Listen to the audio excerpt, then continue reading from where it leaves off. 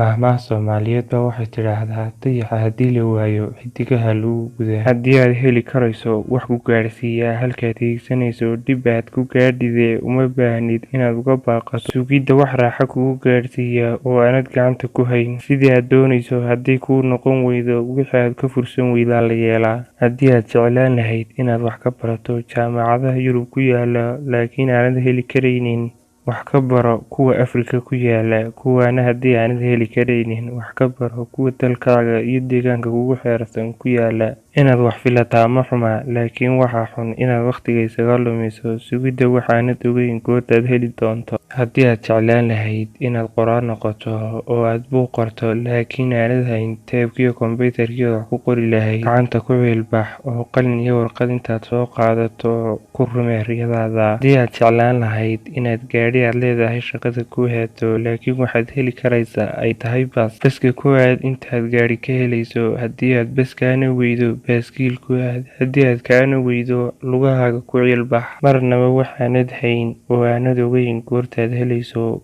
ha ku sugin fadhi. Ku sug wax walba iyo wixii kale eed heli karayso, waayo qofku wuxuu haystaa waqti kooban. Haddii uu sugo waxaanu hayn, wixii uu haystayna uu ka faa'iidaysan waayo, waxaa halkaa ku lumaya cimri. Laga yaabaa inuu qofku ka qoomameeyo sidaad wax u rabto haddii aad u heli weydo sidaad ka fursan weydaa la yeelaa. Waa kii gabayaa Soomaaliyeedna lahaa, rag haddaad colowdaan ciidan se u weydo, hadba waxaad ku ciilbixi kartaa kuwa cawa adduuna. waa horiga dhiirigelinta dhalinteena Soomaaliyeed.